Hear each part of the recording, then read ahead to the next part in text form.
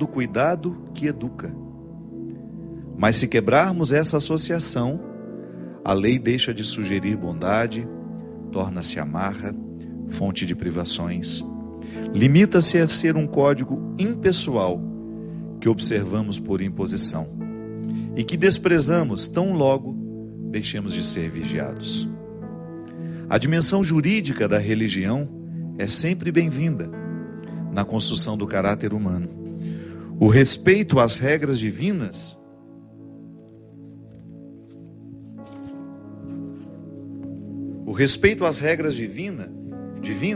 é sinal de amadurecimento místico. Mas há um detalhe a ser observado. Não basta obedecer.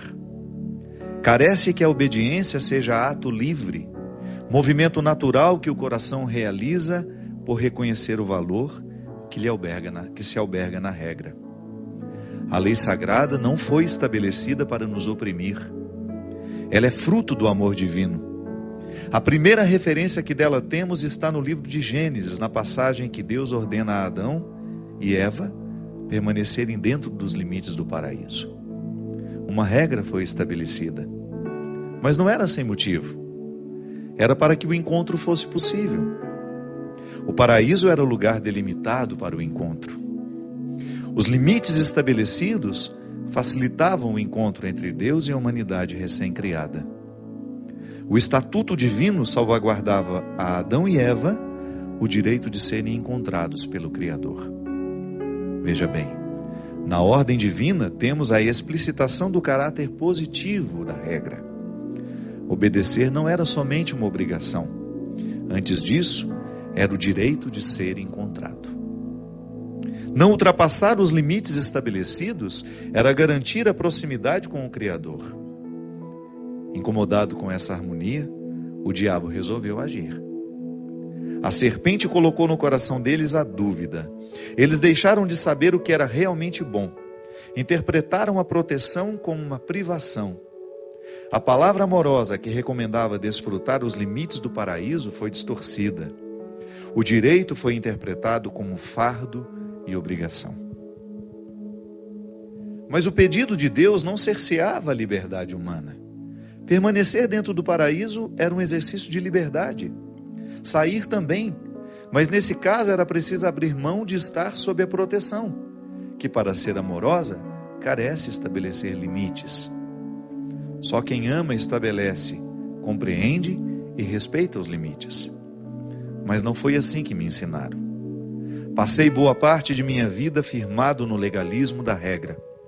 Nunca interpretei a obediência como um direito, apenas como um dever.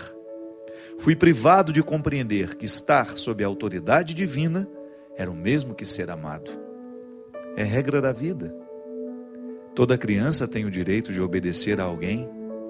Sim, é direito que não se pode ser negligenciado. Por não ser capaz de decidir sozinha, é seu direito que alguém a oriente nas questões que escapam à sua capacidade de compreensão. É dessa obediência que nasce a confiança que lhe proporciona crescer e alcançar autonomia, liberdade interior. É crime privar uma criança de direcionamentos. Não é saudável não estabelecer regras, limites, mas é preciso explicitar os motivos. A proteção é desdobramento do amor, do desejo de que o outro não se perca, de que ele possa, pela observância saudável da regra, alcançar a liberdade que nos liberta de nós mesmos. Mas eu desconhecia esse avesso. O texto sagrado não me comunicava outra coisa senão a restrição. Porém, demorei para compreender o outro lado da legislação divina, que ali começou a ser estabelecida e que finalmente foi entregue a Moisés. A lei não se limita a ser um estatuto de restrições. Ela é muito mais que um código moral a ser observado. Ela é fonte de vida. E por trás das palavras que ordenam um modo de viver, encontramos uma exortação ao crescimento, um conselho amável que nos encaminha ao aperfeiçoamento. A lei é um referencial de limites e possibilidades. Sobre esses dois pilares ela é edificada.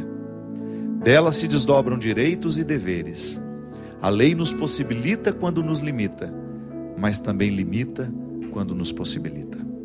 Não é um jogo de palavras, é a explicitação da complementariedade que lhe é inerente. As duas dimensões podem nos favorecer, e disso eu fui privado. Deixei de conhecer a dimensão amorosa da lei, deixei de experimentá-la como um instrumento libertador que poderia facilitar a minha relação com Deus e com a humanidade. Faltou dar o segundo passo.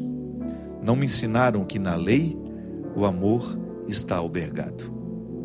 E assim tornei-me um religioso fiel, um profundo conhecedor de todos os estatutos que há séculos foram recrutados pela cultura religiosa de minha ascendência. Um homem que não se economizou no conhecimento das Escrituras, que honrou a tradição e que se esmerou para buscar a coerência que a letra escrita me pedia. Amarrei a lei ao corpo, cingi meus rins com a palavra sagrada, quis trazer grudada ao corpo a recomendação revelada aos meus pais, o sábio conselho que nos veio dos céus, trazido pelas mãos dos escolhidos, dos que trouxeram na alma a brasa da profecia, a voz humana que nos trazia os recados celestes. Só, da mesma maneira como aconteceu com o discípulo da madrugada, não basta ter o conhecimento da lei. É preciso que essa lei esteja inscrita dentro do nosso coração. Não basta cingi-la nos nossos rins. É preciso que ela esteja caminhando pelas veias do nosso corpo. Sim, é o caráter. É aquilo que a regra religiosa provocou dentro de nós, levando-nos a ter atitudes coerentes com a regra que um dia a gente aprendeu. Minha gente, a melhor maneira de aprender o significado da lei religiosa para nós, as obrigações religiosas, que são tão comentadas nos dias de hoje, que são tão ensinadas às nossas crianças, é a gente descobrir como é que um filho é educado pela mãe e pelo pai. O limite, quando um pai estabelece um limite para o filho, ele está demonstrando a dimensão amorosa daquela restrição. O filho não pode decidir sozinho, então a gente proíbe. Não coloque a mão no fogo porque queima. A criança não sabe dessa regra. É o limite da pele. Se colocar a mão no fogo vai queimar. Mas ela precisa queimar uma primeira vez. Mas a mãe não quer que ela queime a mão. Então ela ensina. Ela estabelece uma lei. O fogo tem as suas regras. Ele queima. Faz parte dele ser agressivo à pele humana. Então a criança, ela vai assimilando à medida em que é ensinada as regras do mundo. O mar tem as suas regras. Só pode entrar nele depois que aprendeu a nadar. E mesmo sabendo nadar, há momentos em que a gente não deve entrar no mar. Quando ele está revolto, quando ele não está com disposição para nos receber. São as regras da vida. É interessante que o processo religioso em nós está intimamente associado à capacidade de compreendermos as regras da vida.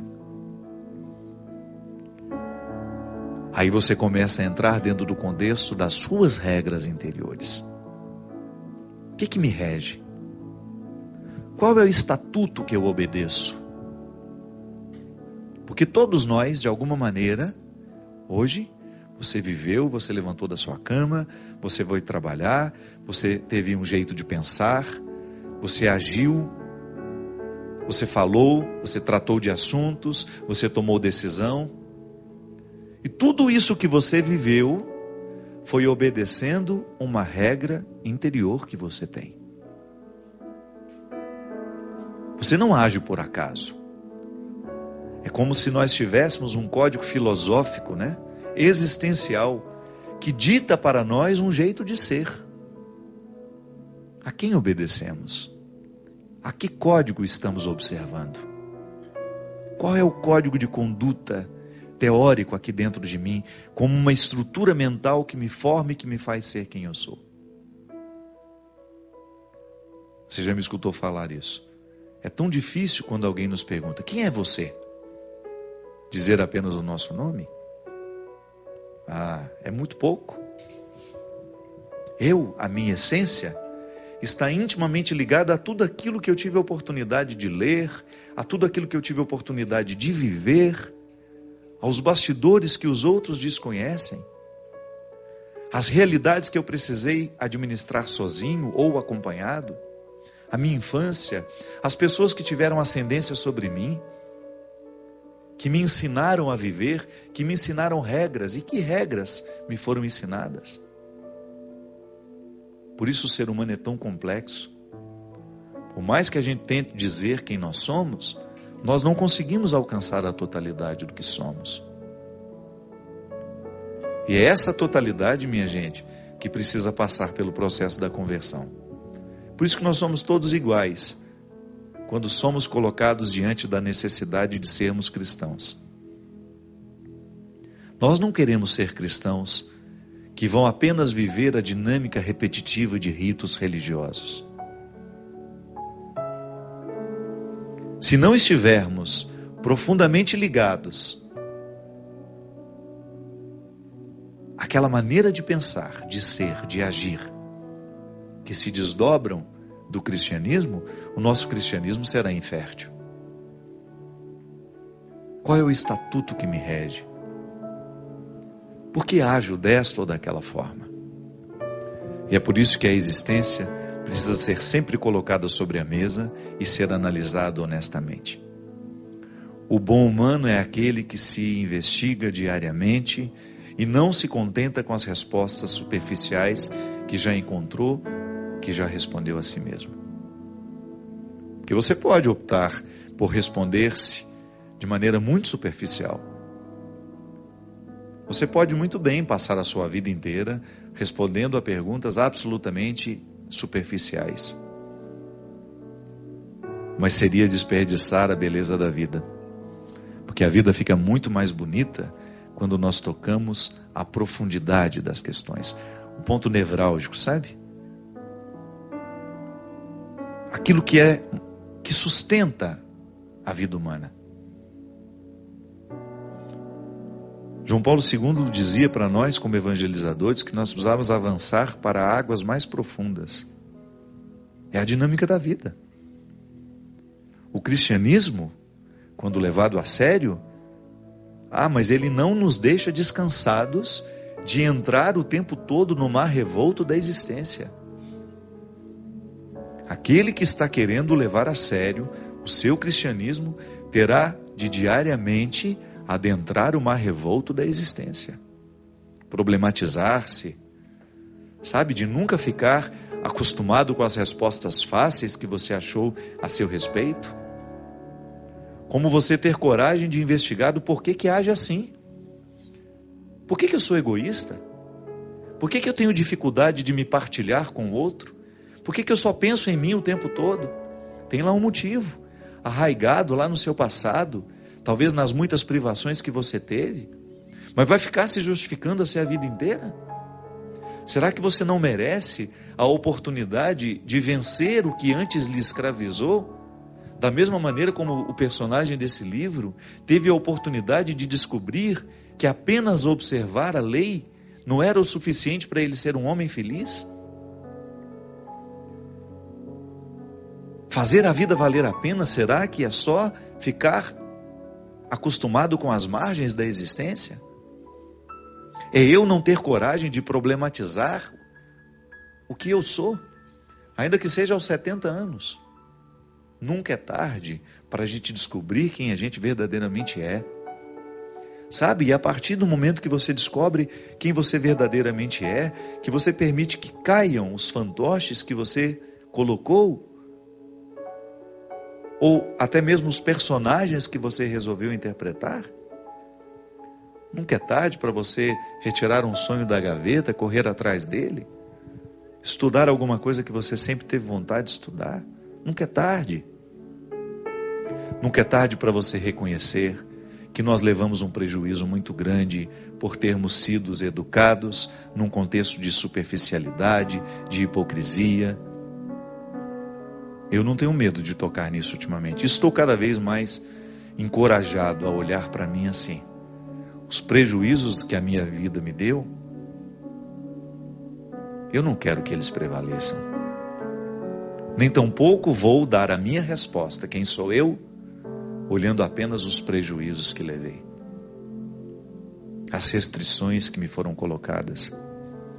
Que às vezes nós nascemos num contexto de pessoas superficiais, que não foram acostumadas à profundidade das coisas. Contexto de muita urgência. Eu nasci assim, num lugar, num contexto, numa família, onde ganhar o pão era a coisa mais urgente. Onde nos faltou a oportunidade de problematizar as questões com mais amplitude. Mas eu não preciso ser assim agora. E a partir do momento que eu sei que a vida fica mais bonita quando problematizada, eu me desobrigo do simplismo.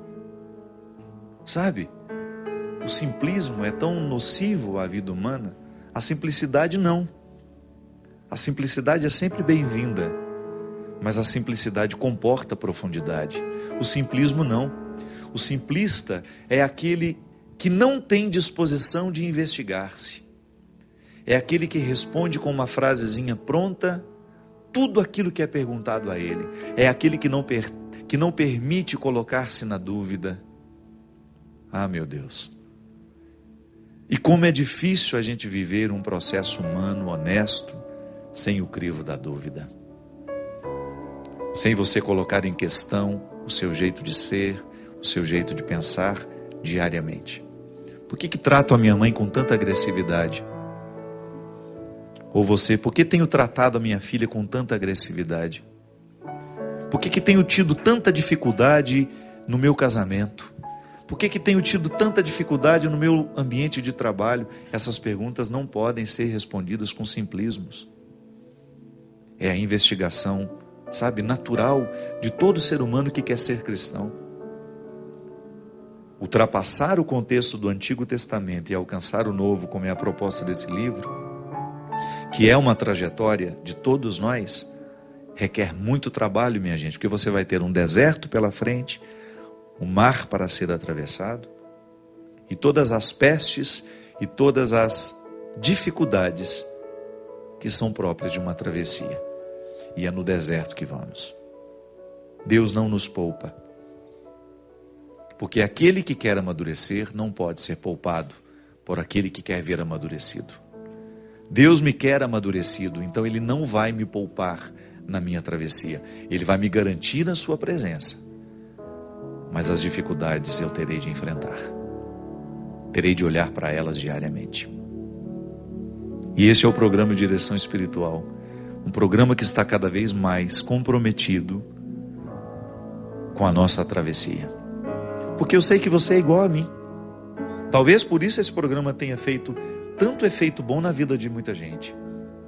Porque aqui nós não estamos criando histórias, nós estamos falando de nós. Eu sou assim.